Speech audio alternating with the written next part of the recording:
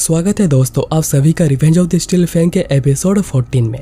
Episode के starting में ह्यूगो कहता है एक सगाई में जिनकी शादी हो रही हो उनका क्या सोचना है वो भी मायने रखती है। बेटा तुम्हारे इसको लेकर क्या ख्याल है। और वाइकिर कहता है कि मुझे जो भी कहा जाएगा मैं करने को तैयार हूँ।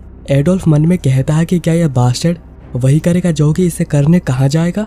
आखिर उसका मॉर्ग क्लान के ओनली डॉटर को लेकर क्या ख्याल है। कैमस यहाँ मन में कह रही थी कि क्या इसका मतलब वो इस आइडिया के खिलाफ नहीं है। क्या वो जितना शर्मिला है उसे ज्यादा दिखाने की कोशिश कर रहा है। ह्यूगो फिर कहता है कि वास्करविल फैमिली में नाम और टाइटल्स कोई मायने नहीं रखती है।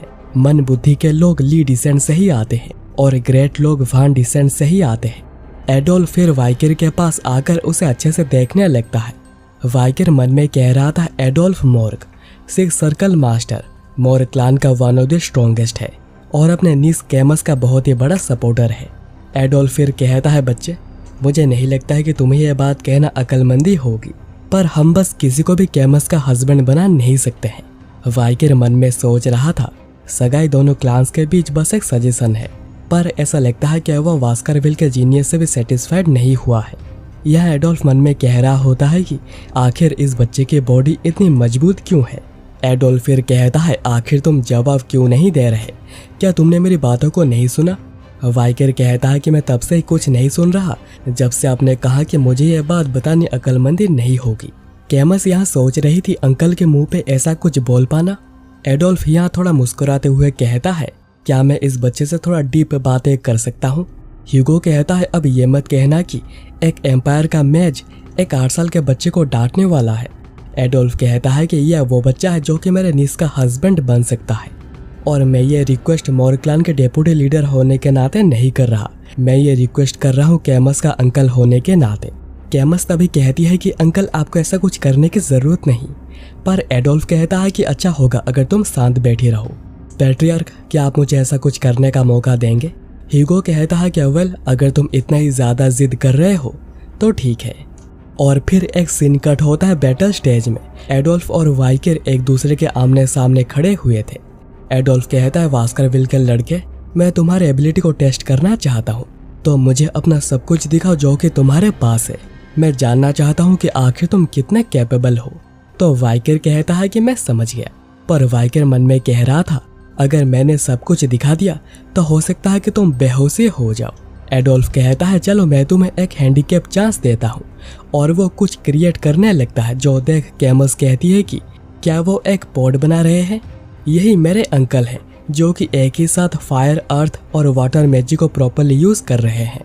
एडोल्फ फिर कहता है कि मैं इस पानी से भरे पॉड को मेरे सर पे रख रहा हूँ और मैं इसको सर पे रखे हुए तुम्हारे साथ डुएल करूंगा। अगर तुम पानी का एक भी बूंद गिराने में कामयाब रहे तो ये जीत तुम्हारी होगी। वाइकिर मन में कह रहा था एडोल्फ पास्ट लाइफ में भी एक डिफिकल्ट ओपोनेंट था, अभी ये काफी अच्छा मौका है एडोल्फ के पावर का एक्सपीरियंस करने का और देखने का कि आखिर वो कितना कैपेबल है। और इसी रीजन की वजह से ह्यूगो ने उसके रिक्वेस्ट को भी एक्सेप्ट करी है। पास्ट लाइफ में मैं सोचता था कि उसके खिलाफ मेरे जीतने का कितना % होगा चांस। एक असैसिनेशन का 50% चांस होगा और हेड ऑन फाइट का बस 10% ही चांस होगा, पर अभी मुझे यहाँ पर बिल्कुल भी अपनी पूरी जान नहीं झोंकनी है। मुझे बस यहाँ पर उतना ही करना है जिसे देखकर ह्यूगो के एक्सपेक्टेशन सेटिस्फाई हो जाए। और अब वाइकिर आगे बढ़कर हमला करते हुए सोचता है चलो देखते हैं कि तुम कितने कैपेबल हो, पर उसे स्ट्रेट जाता हुआ देखकर कैमस कहती है कि नहीं तुम अंकल के खिलाफ ऐसे सीधे नहीं जा सकते हो। और जब एडोल्फ हमला करता है वाइकिर शॉक होता है।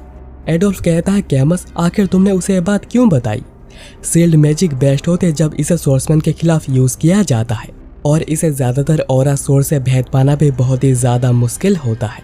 तो चलो क्यों ना अभी मैं ऑफेंस का भी यूज करूं।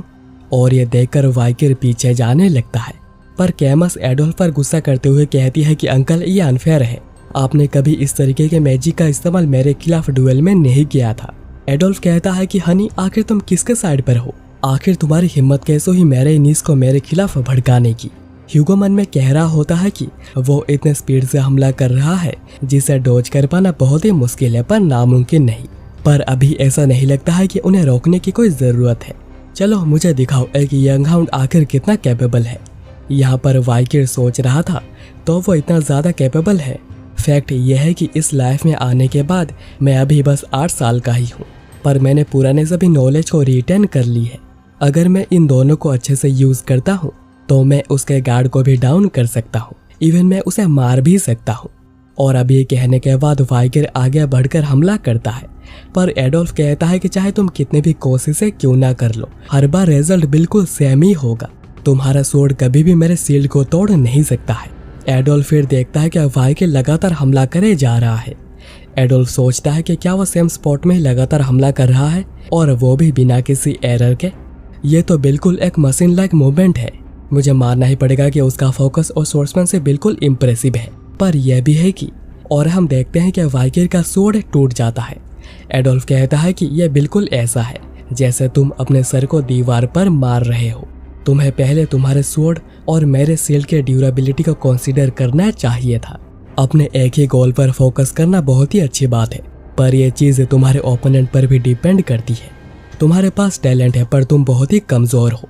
मेरे नीज को सपोर्ट करने के लिए तुम बहुत ही ज़्यादा वीक हो। पर तभी एडोल्फ की नज़र पड़ती है कि स्वॉर्ड का टूटा हुआ टुकड़ा आकर पॉट में लग गया था और पॉट टूट चुकी है। वाइगर कहता है कि ऐसा लगता है कि यह पूरा फुल था। ऑब्वियसली मैं यहाँ पर पॉट की ही बात कर रहा हूँ, और ये देखकर लगता है कि सबसे ज़्यादा खुश कैमासी हुई है। और वो कहती है कि ऑल्दो ये बस एक कोइंसिडेंस है, पर वो अंकल के खिलाफ जीत गया है, तो क्या इसका मतलब हमारा मैरिज? ह्यूगो मन में कहने लगता है कि क्या कोइंसिडेंस? स्वॉर्ड के टूटे हिस्से ने कोइंसिडेंटली पॉट को तोड़ दिया। वाइगर वैन वास्करविल, ऐसा लगता है मैंने जितना पहले सोचा था मैं उससे भी ज्यादा ताकतवर हाउंड को बड़ा कर रहा हूँ। और ये एपिसोड यहीं पर ही खत्म हो जाती है।